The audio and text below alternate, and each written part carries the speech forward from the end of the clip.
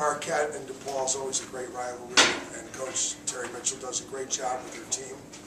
And when you give a coach as good as Terry a whole week to prepare for you, which I didn't do, but that's just the quirks of the Big East schedule. It happens to everybody. Sometimes you get a week to prepare, sometimes you have a couple days. You know, we expected to get a great shot from Marquette today. And they really came out ready to play and really took it to us in the first half. And, you know, really put us on our heels when a team comes out and takes it to you like they did and puts you on your heels. It sometimes can take all 40 minutes to get it back, and it took maybe not 40, but it took a long time to get ourselves back together again. So again, it's just a great rivalry, and anytime you play Marquette, there's levels of importance. There's the importance because we have to win one in a row and keep winning one in a row to fight our way into the NCAA tournament. But there's also the level of the great rivalry between DePaul and Marquette. The two people sitting next to me, Anna's been strong. Yeah, as if you can't have enough with seven, down to seven. And I should point out that Karima Gabriel really did give us and allow us to have 8 players tonight. And that was huge that Karima gave us those minutes she gave us in the first half. They really were very important minutes. And so I think we got to talk about being the Iron 8 instead of Magnificent 7 today.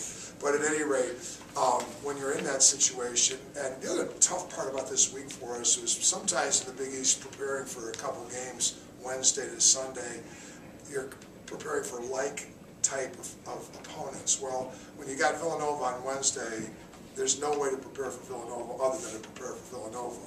And then we gave them off on Thursday because these are a worn-out bunch of young women. And then, as fate would have it, we come back Friday and 2 kids get sick on their day off. Nobody gets sick when there's practice. Nobody gets sick. Everybody gets sick on the days off, so we had to practice on Friday and try to prepare for these guys with 6 players. So we were down to 6 on Friday, and that made it, it was tough to get prepared at all. And I really just believe in preparation, so I think that hurt us a little bit. But again, Marquette's just very, very talented. And then with 15 minutes to go before the game started, Miss Anna over here decides to show up at the training room and decide that she's going to have the flu today. So I just told her she's got the Michael Jordan flu. Because we're not going to let you sit down and not play. So again, it was great. And I think at her first double-double, and there's no big thing with it. There's no big deal about a double-double. Just get 10 rebounds, you get a double-double every night. It's pretty simple, actually. Assists and point double-doubles are hard. You guys get mad at me because I played a point position. I'm always telling you double-doubles are easy because you guys are rebounders, but really.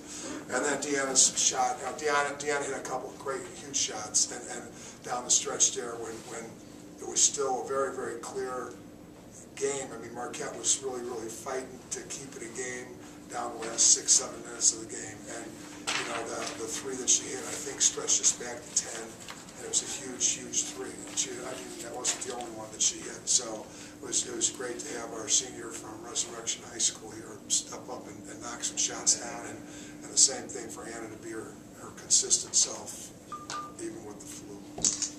Deanna, Coach talked about the importance of assists, points, double-double. You were almost there with assists tonight with 7. Can you talk about your all-around game tonight? Well, I mean, I just think that we came in with our plan to execute our offense, and when we were executing, we were getting good looks, so that's kind of like, finding the open person, making simple passes, so that's kind of how we approach every game, so it kind of worked out for us at certain points of the game. Anna, do you feel like Michael Jordan now after, and how are you feeling? I feel better now. I think I might have sweated out a little bit, but no, I don't feel like Michael Jordan. Well, not even close. Anna, real quick, double-double aside, it did seem like you were all over the place. So you want to go ahead and talk about that a little bit? I mean, even with being sick, you were I couldn't tell, you were running around like crazy out there. I just tried to stay active. I know in the first half I was playing the bigs, and that's not my position, obviously. So I was just trying to stay active, try and not give up position, and try to get deflections and the ball for our team. Big plays. And were you making a concerted effort to rebound more because you guys were undersized against this team? Definitely, and coming into the game, Coach told us how good of a rebounding team Marquette was, and they're so big, it's like I knew that the guards really had to step up and put a body, so I just tried to crash more than I can.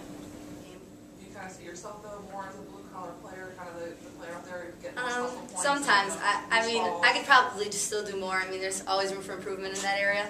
I like to, help teammates. You don't want to leave people stranded and stuff. So I always look to help and just make little plays like that, even if they're not necessarily steals and things. Just little plays that maybe you don't notice all the time. Talk about the KL Foundation, the importance of DePaul's involvement with the annual Pink Game. To get to have known Kay, but again, something that people, Kay was first diagnosed.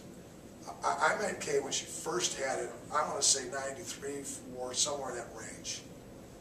And I just remember her spirit back then, long before it was a celebrated national cause. Kay was already a well-established and well-accomplished coach.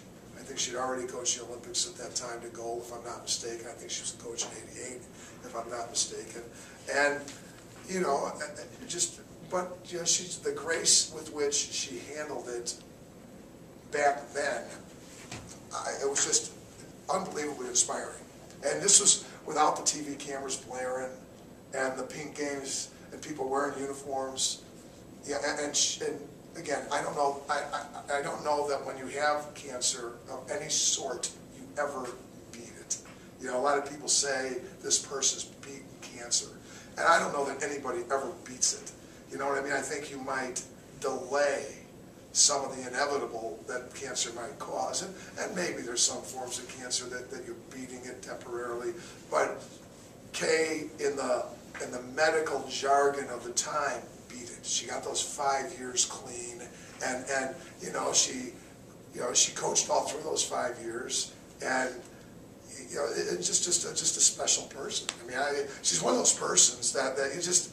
And I've known some people that have played for her, and I know some people that have coached with her, and she's one of those people that wins games and doesn't get a whole lot louder than gosh darn it or dadgummit and dadgummit. She's just a quiet, poised, resolved, great woman.